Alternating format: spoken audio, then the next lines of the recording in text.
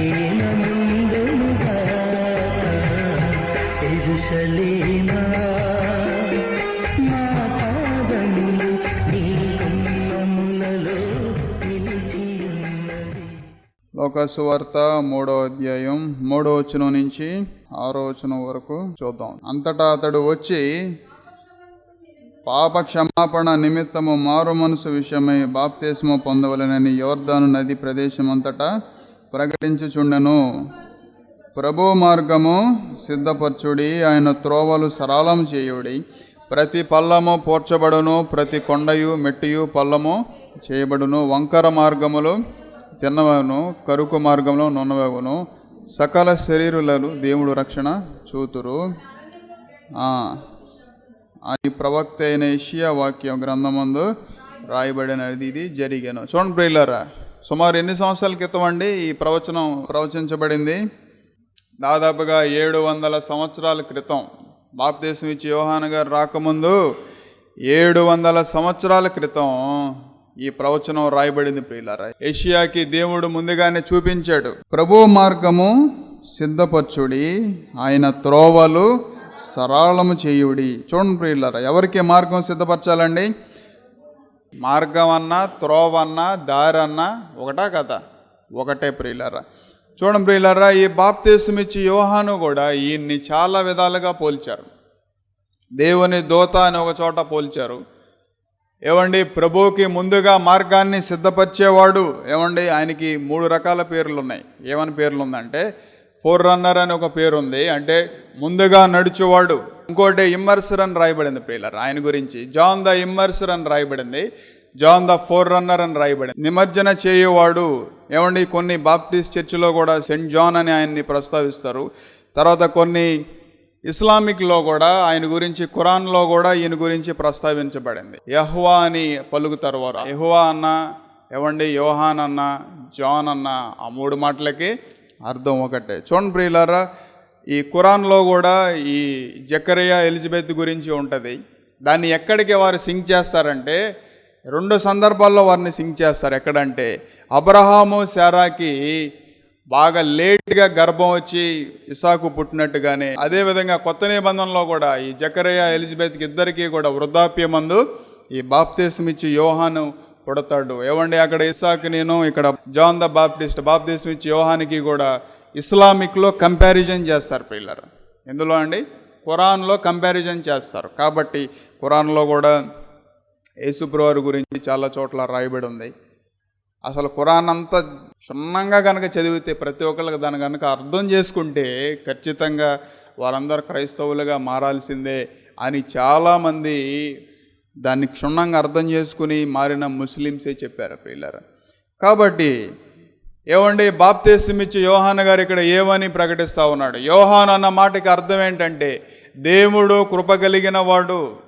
God is gracious అని రాయబడి ఉంటుంది పిల్లలు. యోహాన్ అనే మాటకి దేవుడు కృప కలిగిన వాడు, అది ఒక హిబ్రూ భాష. ఆయన కృప, వృద్ధాప్యమందు దేవుడు వారితో మాట్లాడి వారి గర్భాన్ని తెరిచి, ఏమండి, దేవుని మార్గం సిద్ధపరచడానికి యోహాన్ని దేవుడు దూతగా ఎంచుకున్నాడు. ఇక్కడ ఏమని రాయబడి ఉంది? ప్రభు మార్గము సిద్ధపరచుడి, ఆయన త్రోవలు సరళం చేయండి. చూడండి ప్రియులారా, ఏమండి, యేసుప్రభువారు కూడా తాను ఎలా రిప్రజెంట్ చేసుకున్నారు? నేనే మార్గాన్ని అని రిప్రజెంట్ చేసుకున్నారు కదా. అంటే దేవుడు యేసు క్రీస్తే మార్గంగా మనకి అనేక విషయాలు, అనేక సందర్భాల్లో మనం వెంటనే ఉన్నాం. కాబట్టి ఇక్కడ ఏమని రాయబడి ఉంది? ప్రభు మార్గమును సిద్ధపరచుడి, ఆయన త్రోవలు సరళం చేయండి.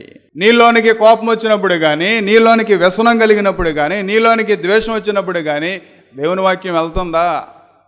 దేవుని వాక్యానికి సరళం అవుతుందా నీ మనసు? ఏమండి, ప్రభు మార్గాన్ని యోహాను గారు సిద్ధపరిచాడు. యేసు ప్రభువారే వాక్యంతో సమానంగా ఏమండి దాన్ని పోల్చబడ్డారు కదా. ఆ వాక్యం నీ హృదయంలోనికి, నీ మనసులోనికి ఆ మార్గం సరళమయ్యిందా? ఏనాడైనా సరే నువ్వు సరళం చేసుకున్నావా దాన్ని? చాలా జీవితాలు సరళం అవ్వట్లేదే. భక్తి జీవితాన్ని అంతా కూడా వారు ఎలా కంపారిజన్ చేస్తున్నారు? ఎలా నువ్వు దాన్ని ధ్యానిస్తున్నావు? దేవుని వాక్యాన్ని ఎలా తీసుకుంటున్నావు? ఏవండి, ఈ లోకం, భూమి, ఆకాశం అంతా కూడా గతించిపోద్ది, కానీ ఏం గతించదండి? దేవుని మాట ఎన్నడూ కూడా గతించదు ప్రియులరా. యాకోబు అక్కడి నుంచి పారిపోతున్నటువంటి సమయంలో ఆ రాయిని తలగడగా పెట్టి పడుకున్నప్పుడు ఆ త్రోవలో ఆయనకు ఒక దర్శనం కలిగింది ప్రియులారా. ఆ దర్శనంలో ఆయనకి మార్గం ఏర్పడింది. ఎక్కడికి ఏర్పడిందండి మార్గం? భూలోకం నుంచి ఆకాశం వరకు మార్గం ఏర్పడింది, నుచ్చిన ఏర్పడింది ప్రియులారా.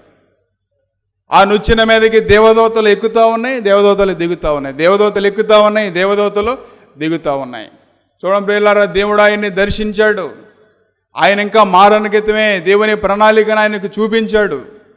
ఈ ఉదయకాల సమయం కూడా అలాంటిదే. యాకోబుకి ఎలాంటి దర్శనం కలిగిందో ప్రియులారా, దేవుని సన్నిధి కూడా అలాంటిదే. ఏమండి, దేవుని సన్నిధిలో మనం ఉన్నప్పుడు, దేవుని సన్నిధిలో మనం కూర్చున్నప్పుడు ఆయన త్రోవని, ఆయన మార్గాన్ని, దేవుడిని హృదయంలోనికి రావడానికి ఏ అడ్డైతే ఉందో ప్రియులారా, ఆ త్రోవనంతటినీ కూడా సరళం చేయడానికి దేవుడు ఆశపడుతూ ఉన్నాడు.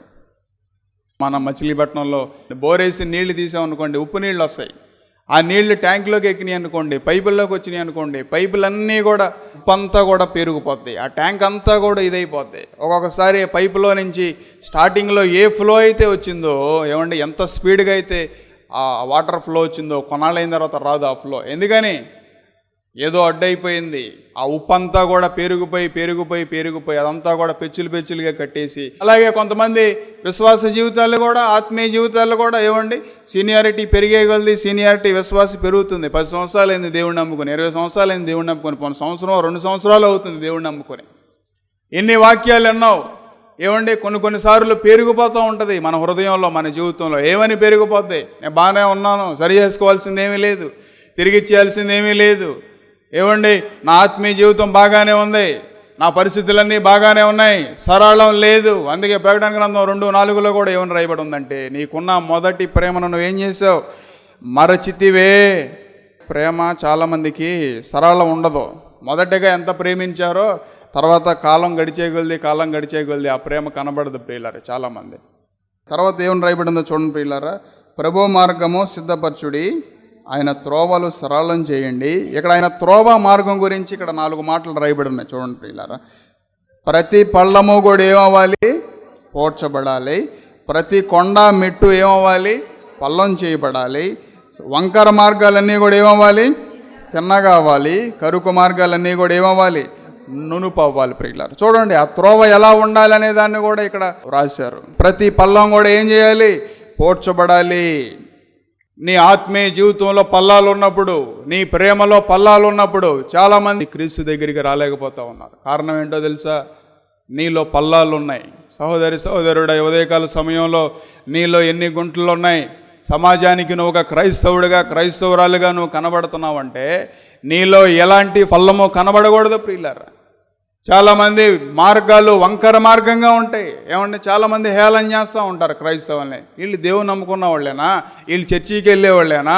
వీళ్ళ మాటలు సరిగా లేవే, వీళ్ళ విధానం సరిగా లేదే.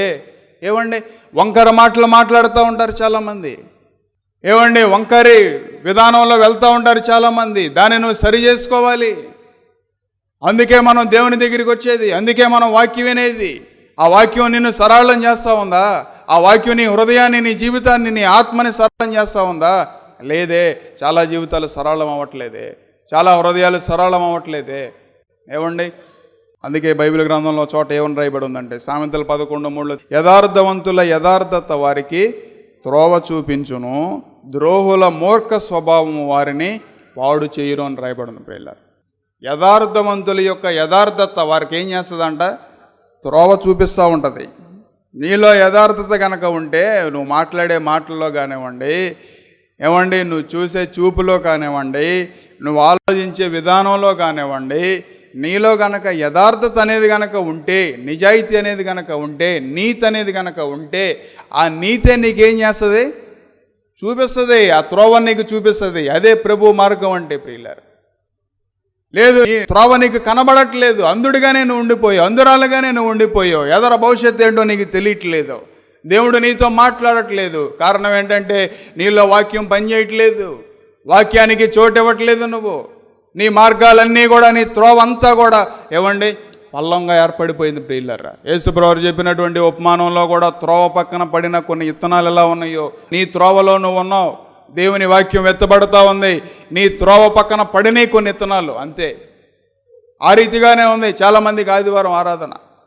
ఆ రీతిగానే ఉంది. నువ్వు ఎన్ని వాక్యాలైనా సరే త్రోవ పక్కన పడిన విత్తనాల్లాగా నీ జీవితంలో వాక్యాన్ని వింటున్నావు, కానీ అవి నీ త్రోవ పక్కనే పడుతున్నాయి. దాన్ని తీసుకుని నీ హృదయాన్ని మంచి నెలగా మార్చుకొని అది ఆత్మీయ త్రోవగా మార్చుకోవాలనేటువంటి ఆలోచన ఈ రోజున చాలామందికి లేదు ప్రియులారా.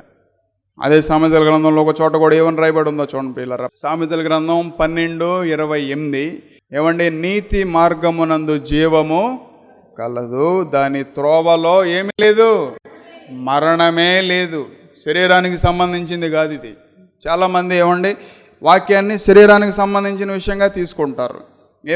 చూడండి ప్రియులారా, సామెతల 12:28 ఏమని రాయబడి ఉంది? నీతి మార్గమందు జీవము కలదు, దాని త్రోవలో ఏమీ లేదు, మరణమే లేదు. నీ ఆత్మ ఏనాడు క్షీణించిపోదు, నీ ఆత్మ ఏనాడు కూడా మరణించదు. ఏ మార్గంలో నువ్వు ఉన్నప్పుడు? నీతి మార్గంలో నువ్వు ఉన్నప్పుడు. చాలామంది ఈ రోజున అవినీతిని ఎన్నుకుంటూ ఉంటారు ప్రియులారా. చాలామంది అక్రమమైనటువంటి మార్గంలో ఎన్నుకుంటారు. అక్రమం విస్తరించుట చేత ఏం చల్లారిపోద్దండి?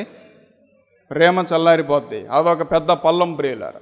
చాలామంది ఈ రోజున నీతిని, యథార్థతన్నా నీతన్నా ఒక విధంగా ఒకటే మార్గం, త్రోవ అనేది ఇక్కడ ఎలా రెండు మాటలుగా ఎలా ప్రస్తావించబడినాయి ప్రియులారా. నీతిగా జీవించడం అన్నా, యథార్థంగా జీవించడం అన్నా, ఆ రెండు మాటలకి అర్థం కూడా ఒకటే. నీతి మార్గమందు జీవము కలదు, అందులో జీవం ఉంది. ఏనాడైతే నువ్వు నీతిని ఎన్నుకున్నావో, నువ్వు మాట్లాడే మాటల విషయంలో కానివ్వండి చాలామంది ఈ రోజున మనుషులు ఏమనుకుంటారో, నా చుట్టుపక్కల ఉన్నవారు ఏమనుకుంటారో, నిజాయితీగా ఉంటే, నిజంగా ఉంటే, ఉన్నది ఉన్నట్టుగా మాట్లాడితే, నీతిగా మాట్లాడితే మనుషులు ఏమనుకుంటారో అని మార్గాన్ని తప్పి వంకర మార్గంలోనికి వెళ్ళి వంకర మాటలు మాట్లాడతా చాలామంది ఈ రోజున యవనస్తులు ఏం చేస్తూ ఉన్నారు? ఎవరో 4 మాటలు మంచిగా మాట్లాడితే, ఎవరో 4 తీపి మాటలు మాట్లాడితే దానికి లోబడిపోయేటువంటి మనసు. ఏ మార్గం అండి అది? సరైన మార్గం కాదు. ఎవరో 4 మంచి మాటలు మాట్లాడినంత మాత్రాన, ఎవరో 4 చక్కగా తీపి మాటలు మాట్లాడినంత మాత్రాన ఈ రోజున చాలామంది యవనస్తురాలైన వారు ఏం చేస్తూ ఉన్నారంటే ఆ వలలో పడిపోతూ ఉన్నారు ప్రియులారా. ఏ మార్గాన్ని వారు ఎంచుకున్నారు? అక్రమమైనటువంటి మార్గాన్ని వారు ఎంచుకున్నారు. ఎవరైతే అవినీతిని ఎంచుకుంటారో, ఎవరైతే యథార్థంగా జీవించరో వారి కోసం గాఢాంధకారం ఏముంది? ఎదురు చూస్తూ ఉంది ప్రియులారా. త్రోవ గురించి బైబిల్లో చాలా సందర్భాలు ఉన్నాయి. హృదయాన్ని సరి చేసుకో, నీ తెలివిని సరి చేసుకో. లోకం అంతా కూడా నిన్ను తెలివి తక్కువగా, నిన్ను ఒక అజ్ఞానురాలుగా, నిన్ను ఒక అజ్ఞానుడిగా చేస్తూ ఉంటుంది. వంకర మాటలకే లోబడిపోయి నీ జీవితాన్ని, నీ మార్గాన్ని, నీ హృదయాన్ని కూడా వంకరగా మార్చేసుకునే వారు ఎంతమంది ఉన్నారండి ఈ లోకంలో? ఎంత భయంకరమైనటువంటి పరిస్థితి ప్రియులారా. మన మధ్యన 3-4 డేస్ బ్యాక్ ఫేస్బుక్లో ఒక ట్యాగ్ వేసి వీడియో చూసేనే చాలా బాధ, నా హృదయం అంతా కూడా కలవరం అయిపోయింది.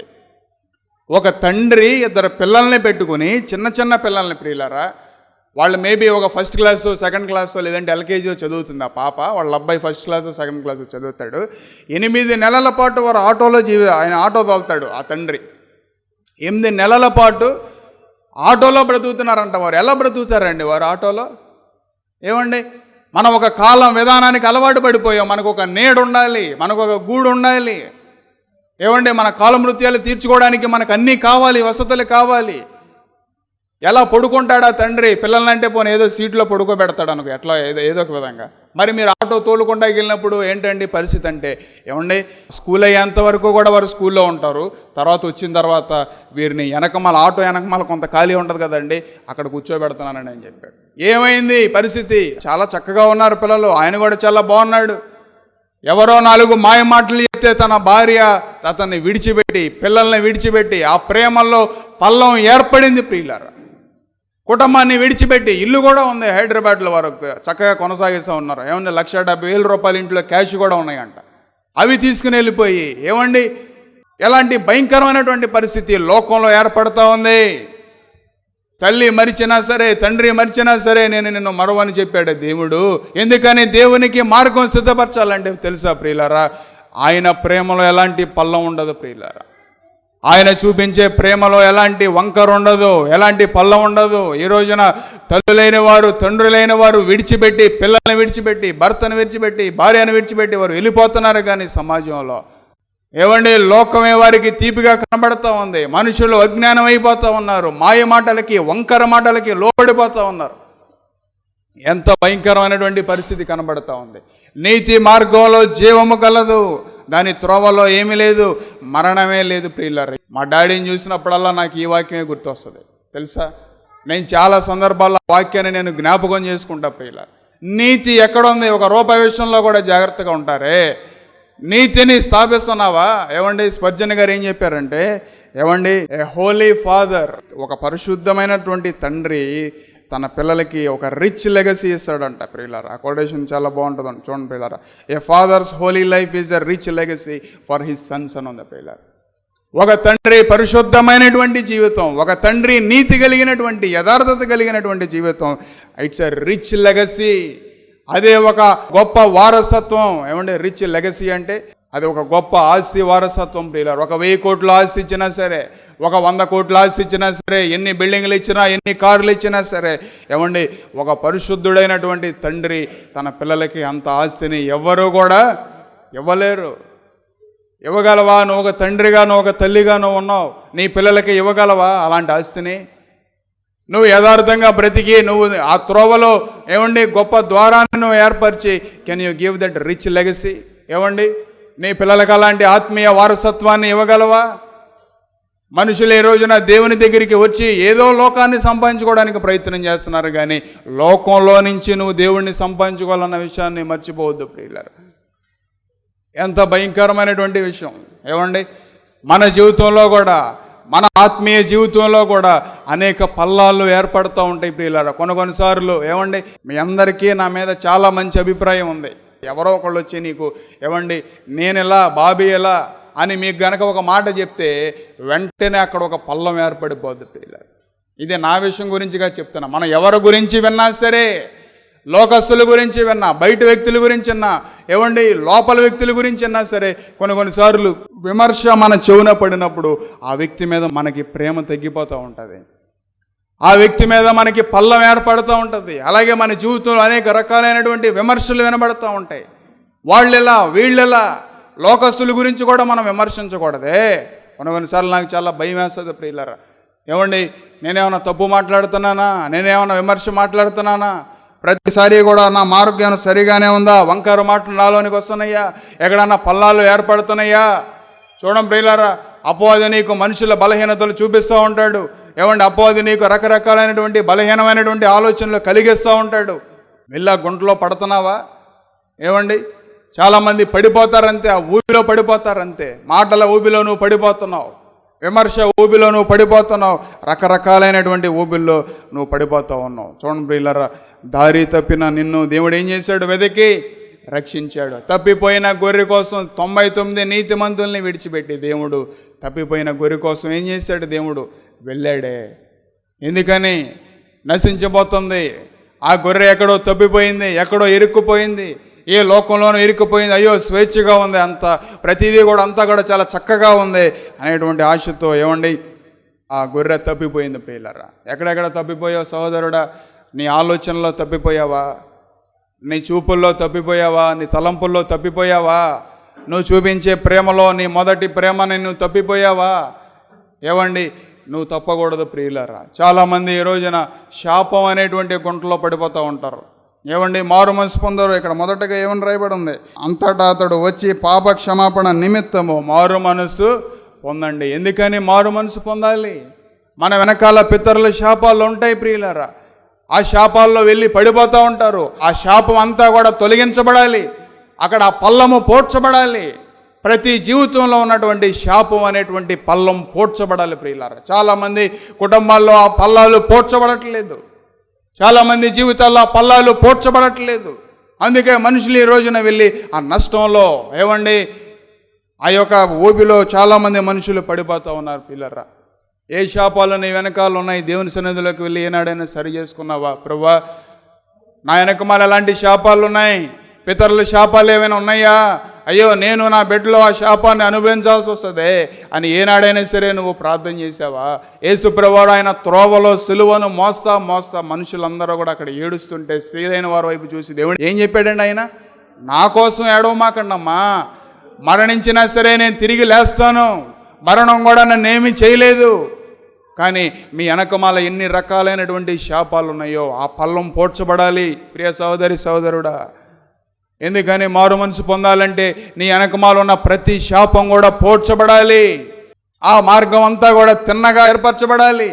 ఎలాంటి శాపం మీ మీదకి రాకూడదు ప్రియులారా. మా బంధువుల్ని చూసినప్పుడు కొన్నిసార్లు మేము చాలా బాధపడతాం, ఏడుస్తూ ఉంటాం. శాపాలు వారు అనుభవించిన వారుగా కనబడతా ఉన్నారు. ఈ రోజుకి కూడా వారు కుమిలి ఏడ్చేవారు ఉన్నారు. రక్షణ లేదు వారికి, మారు మనసు లేదు వారికి. రక్షణ గురించి మారు మనసు గురించి నువ్వు ఎన్నిసార్లు విన్నావు, అయినా సరే నీ శాపాన్ని నువ్వు పూడ్చుకోగలుగుతున్నావా? ఆ శాపాన్ని పోడ్చగలిగిన ఒకే ఒక ప్రార్థన, యేసుప్రభువు చెప్పిన ప్రార్థన, మీకోసం మీ పిల్లల కోసం ఏడవండి. ఏమండి మనుషులు రకరకాల స్ట్రాటజీలు చెప్తారు. ఇది వీళ్ళ కోసం ప్రార్థన చేయి, ఇది చిన్న వీళ్ళు నీ కోసం నువ్వు ప్రార్థన చేసుకో. యేసుప్రభువు అని చెప్పారండి అలాంటివి ఏమన్నా? లేదు, నీ కోసం నువ్వు ప్రార్థన చేయి, నీ కోసం నీ పిల్లల కోసం నువ్వు ప్రార్థన చేయి. ఎందుకంటే నీ కుటుంబం కోసం ఆ బాధ్యత దేవుడు నీ మీదే పెట్టాడు. కాబట్టి ప్రియులారా, ఇంకో చోట కూడా ఏమని చెప్పారంటే, ఆ గేత్సెమనే తోటలో ఉన్నప్పుడు శిష్యులైన వారు నిద్రపోతున్నప్పుడు ఏమండి, మీరు శోధనలోనికి పడకుండానట్లు మీరు మెలకువగా ఉండి. చాలామందికి మెలకువ ఉండదు, ఆత్మీయ మెలకువ ఉండదు ప్రియులారా. ఏమండి మెలకువ ఉందా? ఆత్మీయ మెలకువ ఉందా? అయ్యో ఈ మాటలు నన్ను పడగొడటానికే వినబడుతున్నాయే నా చెవున. ఏమండి ఆత్మీయ మెలకుని కనబడుతుందా? ఈ దృశ్యాలన్నీ కూడా నన్ను చెడగొడటానికే కనబడుతున్నాయే. ఈ ఆలోచనలంతా కూడా నా శరీరాన్ని నన్ను అపవిత్రపరచడానికి వస్తున్నాయే. మెలకువ లేదు చాలామందికి. విశ్వాసులుగా ఆత్మీయులుగా కనబడుతున్నారు కానీ దేవుని సన్నిధికి వస్తున్నావు కానీ నీలో ఏమీ లేదు, మెలకువ లేదు. కాబట్టి ఏమండి ప్రతి వంకర మార్గం ఏమవ్వాలి? సరి చేయబడాలి. ప్రతి పల్లము కూడా ఏమవ్వాలి? పోడ్చబడాలి. నీ ఆత్మీయ జీవితంలో దేవుని సన్నిధికి వెళ్ళి అసలు ప్రార్థించాల్సిందే అందుకు, ప్రార్థనే అందుకు. దేనికోసం? ఏ పల్లాలు నాలో ఉన్నాయి, ఎక్కడ నేను వంకర మార్గంలోనికి వెళ్ళిపోయాను, ప్రతిసారి కూడా నిన్ను నువ్వు స్వపరీక్ష చేసుకోవాలి. ఏమండి దేవుని సన్నిధిలోకి వెళ్ళిన ప్రతిసారి కూడా నన్ను నేను స్వపరీక్ష చేసుకుంటా. ఏంటో తెలుసా? ఎక్కడన్నా పల్లం ఏర్పడిందా, ఎక్కడన్నా కొదువు ఏర్పడిందా, ఎక్కడన్నా వ్యసనం ఏర్పడతా ఉందా నాకు రోజు మొత్తం మీద, ఎక్కడన్నా ఎనీ రాంగ్ స్టెప్స్, ఏమండి ఎక్కడన్నా పడిపోతున్నానా, ఎక్కడన్నా సరే ఎలాంటి ప్రేరేపణలు వస్తున్నాయి, ఎలాంటి శోధనలు వస్తున్నాయి. దేవుని సన్నిధిలోకి వెళ్ళి నువ్వు కూడా ఒక విశ్వాసిగా నువ్వు ప్రార్థన చేయాలి. ఏమండి యేసుప్రభువు వారు లోకాసువార్త 10వ అధ్యాయంలో కూడా మనందరికీ తెలిసిన ఒక ఉపమానం ఉంది. ఏమండి యెరూషలేము నుంచి యెరికోకి వెళ్తా ఉన్నాడు. త్రోవలో ఒక వ్యక్తి వెళ్తున్నాడా? వెళ్తుంటే ఆయన ఏం చేశారు? దొంగలు ఆయన్ని దాడి చేసి ఆయన దగ్గర ఉన్నదంతా కూడా దోచుకొని వెళ్ళిపోయారు. లోకం కూడా అంతే. కొన్నాళ్ళ వరకు ఆ త్రోవలో, యెరూషలేము ఏమో చాలా ఎత్తులో ఉంటుందంట, అక్కడ ఏమని రాయబడి ఉంది? ఇట్స్ డౌన్ వ్యాలీ అని రాయబడి ఉంది ప్రియులారా. అంటే కిందకి, ఆ త్రోవల కిందకి వెళ్తా ఉన్నాడు. చాలామంది ఆత్మీయ జీవితంలో కూడా పైకి ఎదగాల్సిన నువ్వు, పైకి వెళ్ళాల్సిన నువ్వు, ప్రేమ పెరగాల్సిన నీలో, విశ్వాసం పెరగాల్సిన నీలో కిందకి వెళ్తున్నావా, పైకి వెళ్తున్నావా? ఆ వ్యక్తి యెరికోకి ఏమండి కింద దిగువన ప్రయాణం వెళ్తుంటే దొంగలాయన్ని దాడి చేశారు. కొంతమంది అక్కడికి మనుషులు వచ్చారు. చూడండి ప్రియులారా, చూశారు కానీ అమ్మో నాకెందుకులే అని ఆయన వదిలి వెళ్ళిపోయారు ప్రియులారా. అలాంటి క్రైస్తవుడిగా నువ్వు ఉన్నావా? ఏమండి అలాంటి క్రైస్తవుడిగా నువ్వు ఉన్నావా? ఒక వాక్యం ఏమని రాయబడి ఉందంటే చూడండి ప్రియులారా, రోమీయులు 3:12 ఏమని రాయబడి ఉందంటే, అందరూ త్రోవ తప్పి ఏకముగా పనికి మాలిన వారైరి, మేలు చేయవాడు లేడు, ఒక్కడైనను కూడా లేడు. చూడండి ప్రియులారా, అపోస్తలుడైనటువంటి పౌలు గారు రాసినటువంటి మాట. ఏమండి అందరూ యాజకులుగానే ఉన్నారు, అందరూ పరిసయ్యులుగానే ఉన్నారు, అందరి దగ్గర ధర్మశాస్త్రం ఉంది, అందరూ దేవుని వాక్యం వింటూ ఉన్నారు. కానీ అందరూ త్రోవ తప్పి ఏమయ్యారంట? వారంతా కూడా ఏకమైపోయారు. మేలు చేయవాడు లేడు, ఒక్కడైనను లేడు. ఏమండి ఇక్కడ కూడా ఈ వ్యక్తి పడిపోయి ఉన్నప్పుడు, ఈ వ్యక్తి ఏమండి బలహీనంగా ఉన్నప్పుడు, ఈ వ్యక్తి అంతా కూడా గాయాలతో ఉన్నప్పుడు మేలు చేయవాడు ఒక్కడో కూడా లేడే అక్కడ. కానీ సమరయుడు ఆ త్రోవను వెళ్తున్నప్పుడు, సమరయుడు దేవుడు నమ్ముకున్న వ్యక్తేనండి, మంచి సమరయుడు. చూడండి పిల్లరా, ఏమండి సమరయులు వారు దేవుణ్ణి నమ్మేటువంటి వ్యక్తులు కాదు వాళ్ళు. అయినా సరే ఆ మార్గం గుండా వారు ఆ వ్యక్తి వెళ్తున్నప్పుడు ఏమండి ఆయనకి మంచి సమరయుడు అని పెట్టారు పిల్ల. ఒక క్రైస్తవుడు మంచి సమరయుడిలాగా ఉండాలి. నీ ఆత్మీయ జీవితం మంచి సమరయుడిలాగా ఉండాలి. ఎవరిలో ఉన్నా ఏమంటే లోట్లు పాట్లు నీకు కనబడితే నువ్వు ఒక మంచి సమరయుడిగా అక్కడికి వెళ్ళి వారి ఆత్మీయ జీవితాన్ని నువ్వు నిలబెట్టాలి. ఏమండి నువ్వే పడిపోతున్నావు ఆ త్రోవలోకి వెళ్ళి, నువ్వే బలహీనం అయిపోతున్నావు ఆ మాటలు విని.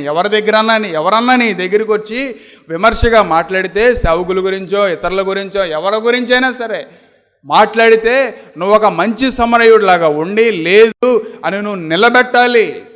ఏమండి, ఆ దొంగకి నీకు తేడా లేకోకుండా నువ్వు కూడా చూసి వదిలేసి నీ దారిలో నువ్వు వెళ్ళిపోతుంటే అది ఆత్మీయ జీవితం అనుకుంటున్నావా? క్రైస్తవుడు అనుకుంటున్నావా? నువ్వు క్రైస్తవురాలను అనుకుంటున్నావా? నువ్వు నిలబడు ముందు అనేక మంది నువ్వు నిలబెట్టగలుగుతావు. ఏమండి, మంచి సమరయుడు అనే మాట నాకు చాలా ఇష్టమైనటువంటి మాట ప్రియులారా. నువ్వు వెళ్ళే త్రోవ సరైనదే అయితే ఆ మంచి సమరయుడు ప్రియులారా ఎత్తెక్కుతూ ఉన్నాడు. ఎరుకో పట్టణం నుంచి యెరూషలేము వెళ్తూ ఉన్నాడు, కానీ వ్యక్తి రివర్స్లో వస్తూ ఉన్నాడు. నువ్వు కూడా ఆత్మీయంగా వెళ్తున్నప్పుడు నీకు ఎదురయ్యేవారు ఉంటారు చాలామంది. నువ్వు కూడా దేవుని వైపు సిలువ దగ్గరికి వెళ్తున్నప్పుడు నీకు ఎదురయ్యేవారు కూడా ఉంటారు ప్రియులారా. ఏమండి, జాన్ బెనియన్ అనేటువంటి ఓ దేవుని సేవకుడు ఆయన సువార్త ప్రకటిస్తున్నాడని ఆయన తీసుకెళ్లి జైల్లో వేసినప్పుడు ప్రియులారా అక్కడ ఉండి రాసినటువంటి పుస్తకం ఏంటో తెలుసా? యాత్రికుని ప్రయాణం ప్రియులారా. బైబిల్ తర్వాత అత్యంతగా సేలైన పుస్తకం ఏదైనా ఉందంటే అది యాత్రికుని ప్రయాణం. ఆ త్రోవలో ఎన్నో ఆటంకాలు వచ్చినాయి, ఆ త్రోవలో ఎన్నో ఇబ్బందులు వచ్చినాయి, కానీ సిలువ దగ్గరికి వెళ్ళినప్పుడు ఆయన వెనకాల ఉన్నటువంటి మూటంతా కూడా ఏమైపోయింది? తొలగించబడింది. ఏ త్రోవలో నువ్వు ఉన్నావు సహోదరి సహోదరుడా? సిలువ దగ్గరికి వెళ్ళే త్రోవేనా? నీ బిడ్డలకి ఆశీర్వాదాన్ని రిచ్ లెగసీని ఇచ్చేటువంటి త్రోవేనా? ఏమండి, ఒక దినాన్న నీ ఆత్మని పరలోకంలో చేర్చే త్రోవలోనే నువ్వు ఉన్నావా? పల్లాలు పూడ్చుకుంటూ వెళ్తున్నావా? పల్లాలు చేసుకుంటూ వెళ్తున్నావా నీ ఆత్మీయ జీవితాన్ని? కాబట్టి ఒకసారి నిన్ను నువ్వు ప్రశ్నించుకోవాలి. చిన్న ప్రార్థన చేసుకుందాం పిల్లారా. మీరు వాక్యం విన్నారు కదండి. ఈ వాక్యం మీలో ఫలించేలాగున, ఈ వాక్యం మిమ్మల్ని నడిపించేలాగున నేను ప్రార్థన చేస్తాను. ఆ తర్వాత మీకు ఎవరికైనా అనారోగ్యంగా ఉంటే మీ చేతులు ఎక్కడ అనారోగ్యం ఉంటే అక్కడ పెట్టుకోండి, తల మీదైనా పెట్టుకోండి. మీరు విశ్వాసం ఉంచండి ఈ ప్రార్థన మీద. నేను విశ్వాసంతో ప్రార్థన చేస్తాను. మీ విశ్వాసం మా విశ్వాసం గొప్ప కార్యాలని దేవుడు, స్వస్థత కార్యాలను దేవుడు నడిపిస్తాడు. చిన్న ప్రార్థన. పరిశుద్ధైన మా తండ్రి, ప్రేమగల ప్రభువా, దయగలిగిన మా తండ్రి, మీకు వందనాలు స్తుతులు స్తోత్రాలు అయ్యా. ఈ మాటలన్నీ కూడా వారి హృదయాల మీద పనిచేయటానికి, వారిని నడిపించడానికి, వారిని విమోచించడానికి సహాయం చేయడాడి మీకు వందనాలు నాయన. ఎవరైతే చేయి పెట్టుకున్నారో వారు చేయి మీరు చేయి పెట్టి నాయన, మీరు పొందిన దెబ్బల చేత మా స్వస్థత కలుగుతుంది నాయన. నీ వస్త్రపు చెంగులో స్వస్తున్నది, మీ నోటు ఉమ్ములో స్వస్థున్నది, మీ నోటు వాక్కులో స్వస్థున్నది ఏసయ్యా. ఎవరైతే అనారోగ్యంగా ఉన్నారు మీరు మీ యేసు నామములు ఇప్పుడే స్వస్థపరిచిన ఆయన. అయ్యా, మా దగ్గర ఇండి బంగారం లేవు కానీ మాకు కలిగిందే నీకు ఇచ్చుస్తున్నాం నజరేయుడైన యేసు నామంలో నాయన. వారు పేతురు ఆహాన్ని ప్రార్థించినప్పుడు ఎలాగో పుట్టుకుంటూ వాళ్ళు వేసాడు ప్రభా. మీ నామంలో శక్తి ఉందయ్యా, మీ నామంలో శక్తి ఉందయ్యా, మీ నామంలో విడుదల ఉందయ్యా, మీ నామంలో స్వస్థత ఉందయ్యా నాయన. ఇగో నాయన బిడ్డలను స్వస్థపరిచి ఆరోగ్యం చేత నింపండి, గొప్ప రక్షణ బిడ్డలకు దయచేయమని, ఈ కుటుంబంలో శాంతి సమాధానాలు దయచేయమని మా జీవోత్పత్తి నేసే పాదం దగ్గర సాగిలపడి అతి వినయంతో అడిగి వేడుకుంటున్నాము తండ్రి. Amen, amen, amen. మంచిదండి పిల్లరా. మీ ఇంకా ప్రార్థన అవసరం కావాలంటే మా ఫోన్ నెంబర్లకి మీరు ఫోన్ చేయండి, మేము అందుబాటులో ఉంటాం. మంచిదండి. మా అడ్రస్ LAF బెతెస్దా ప్రార్థనా మందిరం, స్విమ్మింగ్ పూల్ రోడ్, సర్కర్ తోట, మచిలీపట్నం, ఆంధ్రప్రదేశ్, కృష్ణా డిస్ట్రిక్ట్.